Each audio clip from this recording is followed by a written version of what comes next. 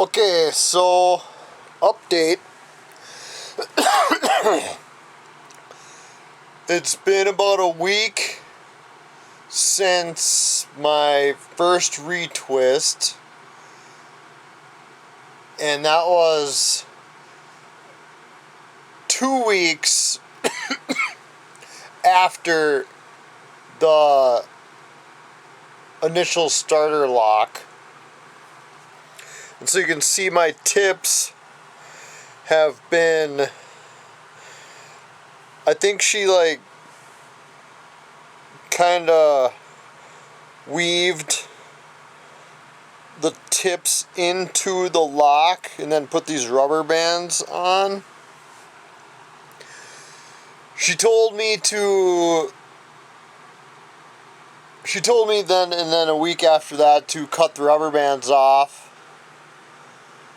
I told her that I wanted to come in and have her do that because I've got some wily hairs back here that need to be cut.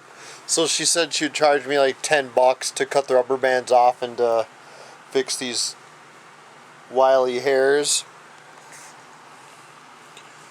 But yeah, she said after about a week you can take the rubber bands off because then it should be locked, or because before the tips were just kind of loose, and so she weaved that in there. She said it should lock after a week. But yeah, I love it. It's hard to get the back of my head here.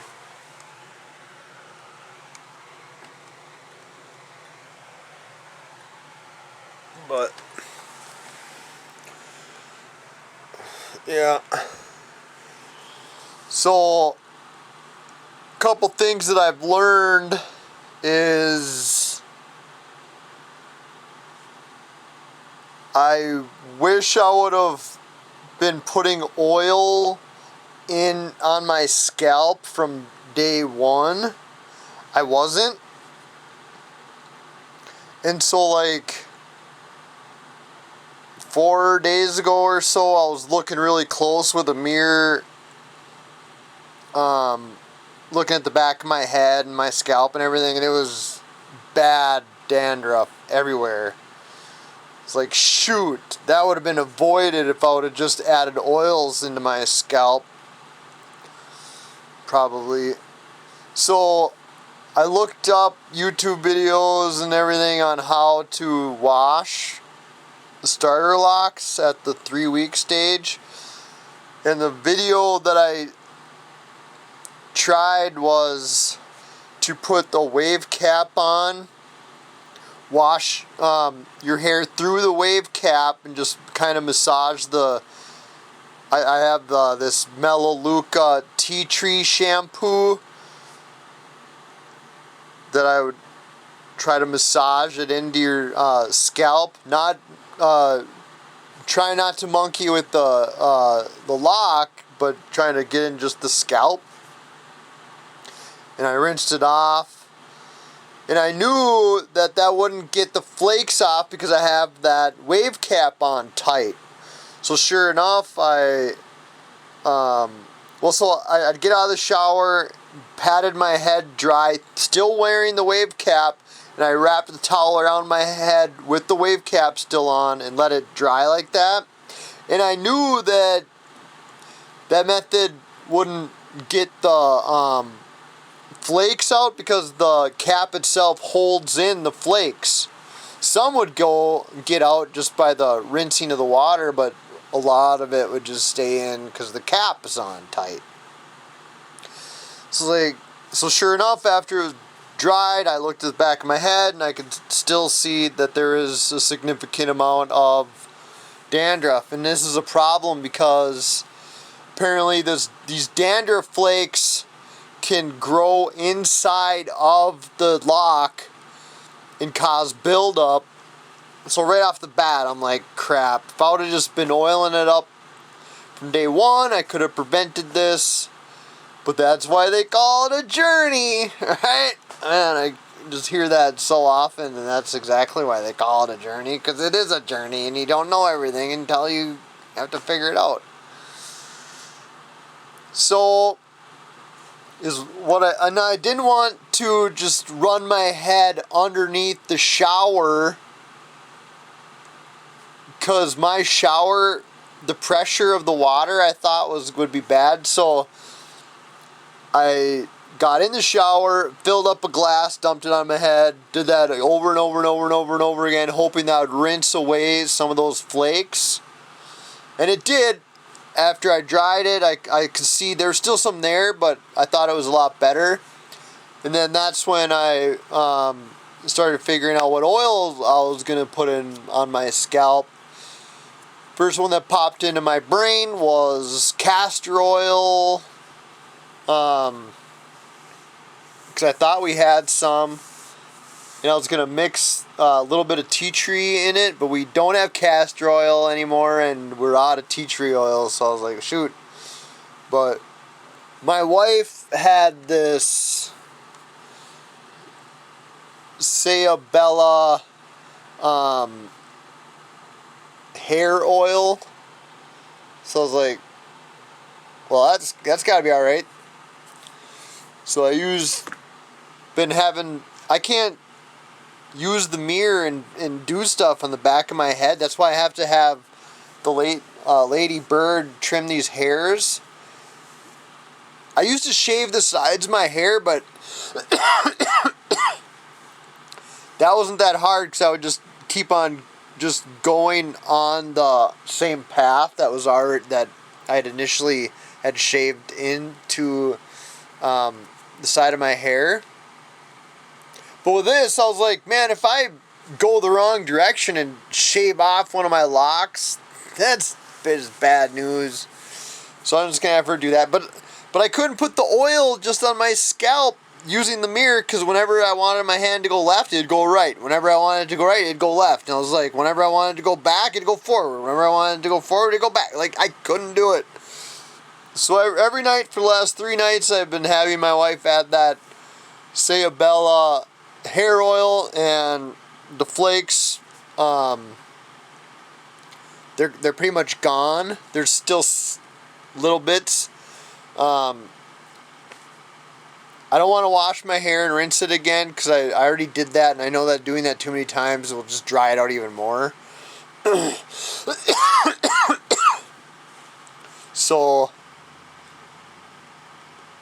in a few weeks here, or 2 weeks, whatever, I'll put the cap on, wash it, take the cap off, and just use the glass and dump water on my head. Except I'm going to do that for a lot longer, dumping water on my head to get all those flakes out. So yeah, I learned the hard way about the oil. Let's see, what else have I learned? So one side effect that I've noticed about the locks is, like, when I think about locks, I think of, like, I have a lot of, I've known hippie kind of people with locks. And when I think of hippies, I'm like, I just think of, like, carefree, love people, and so I'm like, it's kind of rubbed off on me. Like, I have kind of not kind of, I've got a temper problem. This is just outright say it, right? So having the locks, I think, has helped with that, because it just doesn't make sense to be walking around ornery with locks, because it's like a hippie thing, and it seems like somehow that mentality is just rubbed off on me naturally without even trying to. Just like, I'm more kind of carefree-ish, because I'm like, well, I got like this hippie thing going on, right? So it's like, I can't be all short-tempered and have dreadlocks. just doesn't seem. And like I say, it's not anything I'm trying to do. It's just I feel more carefree and just more like, yeah, man, love, peace. So yeah, that's something.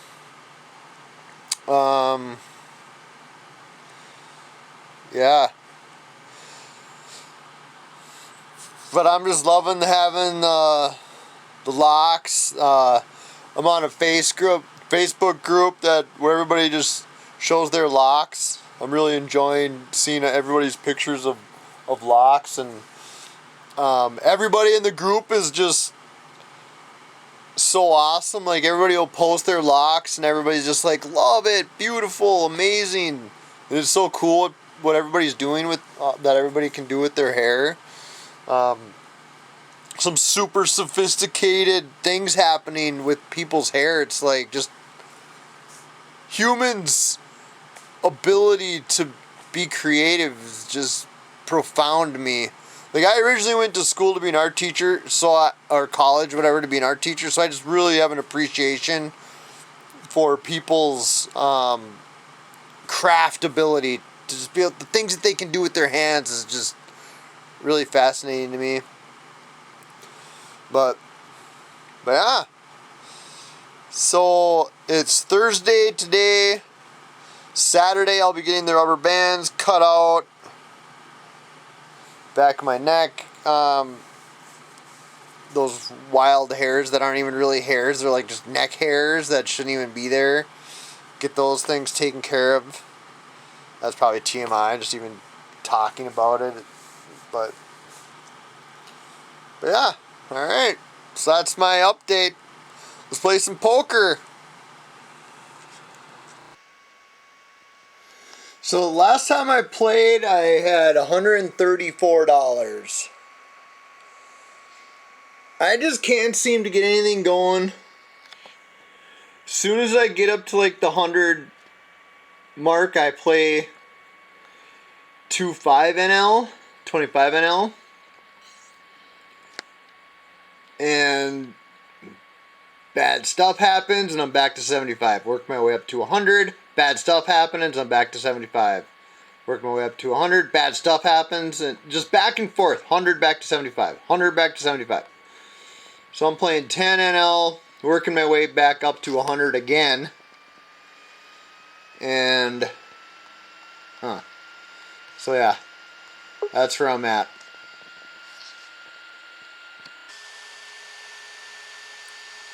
So usually I wait until I'm the big blind to get in on the table's action when I first sit, but instead this time I opted to just pay the blind so I could get started. Jack 8. The board hits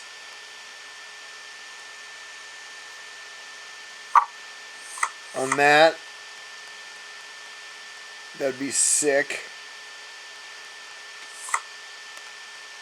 If you connect with Jack 8 on a flop, nobody knows. And you can just run away with all of it. But that guy just bet 50 cents. So that's not cool. Anyway.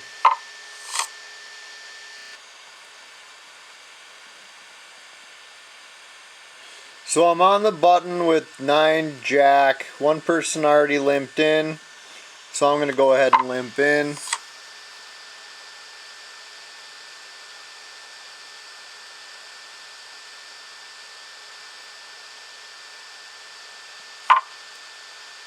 That sucks.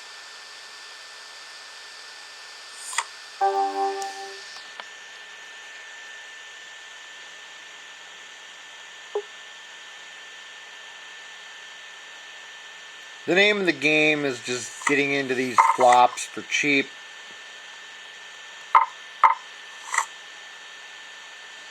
Pair of 9s.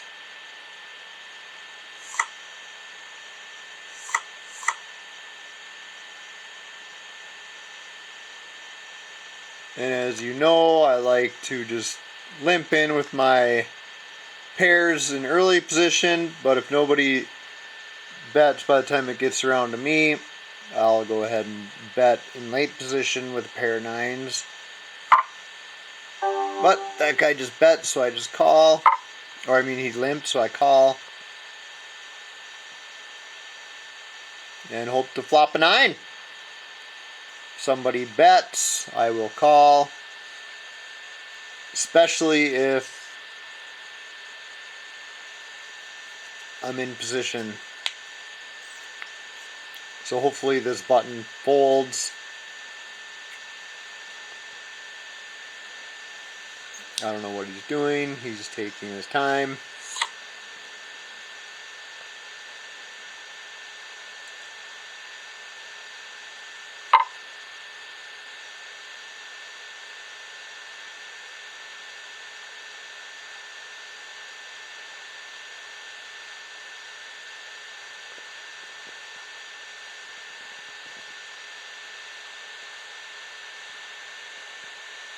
Wow. Just take your time.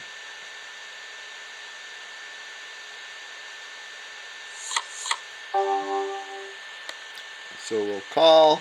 Hope to flop a set. He flopped a set. But it's an ugly one because 8-9. Would he bet with 10 and a jack? Sure would have. Pair of queens? Sure would have. So I'm hoping for like a 2 or something. Huh. That was funny.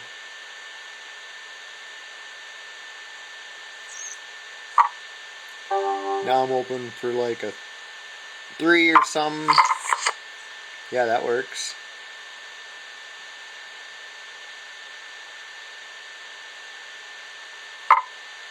And get them all in here.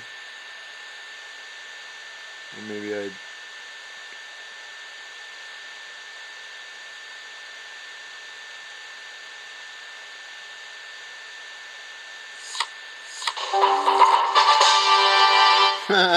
I got the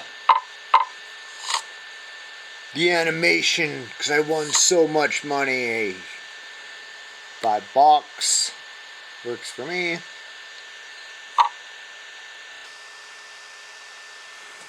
Got ace queen, middle position.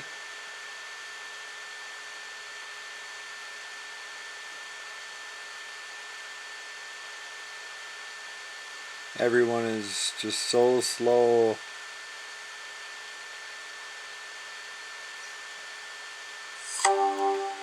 I will bet.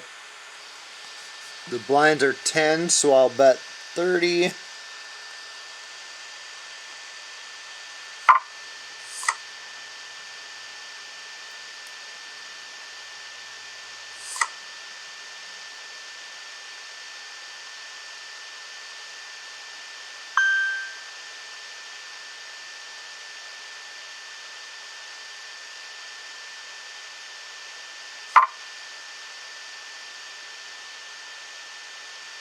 Button called, so I'm out of position.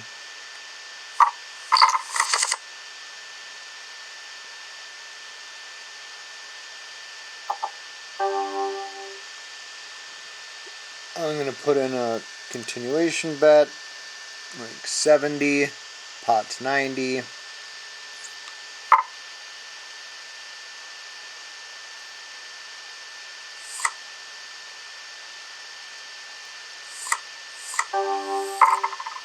And they gave me credit for it. Sweet.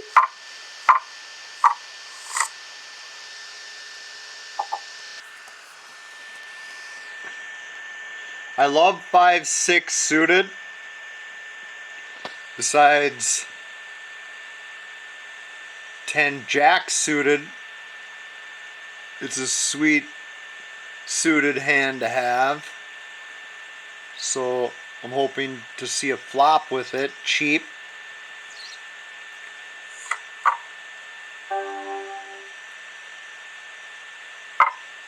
So far, so good.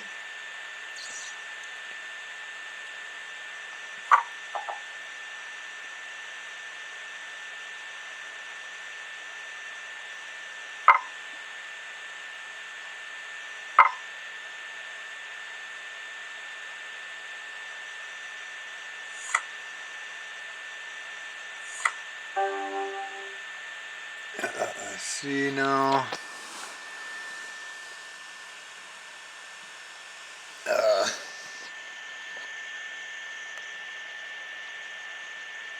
80 cents. Just can't do that. I'm just curious to see if anybody does call that now. Just out of curiosity.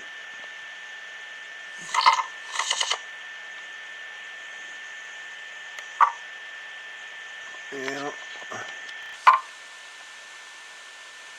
Ace Jack. Sucks because I'm in the worst possible position. Middle position. Open raised.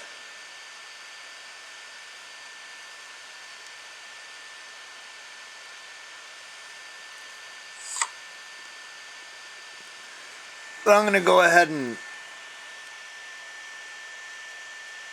I'm just going to 3-bet. And then make this my last hand.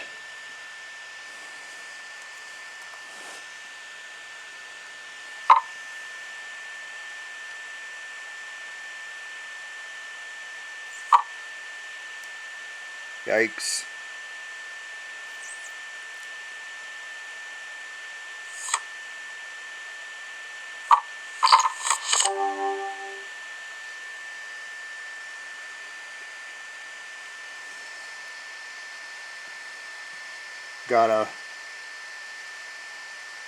That sucks.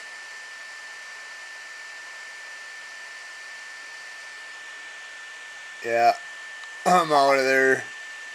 Unless they happen to check and a 10 falls. Oh, see, now I got some club action going on. So I got 9, 10, 11, 12 outs. I'll go ahead and bet 1.5.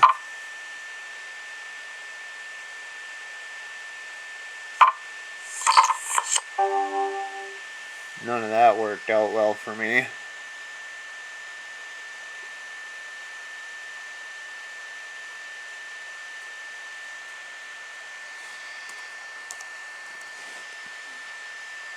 $3.5. See if that scares them off. It did. Wow. Nice. So yeah, ended that session with $9 in the black. Not too shabby.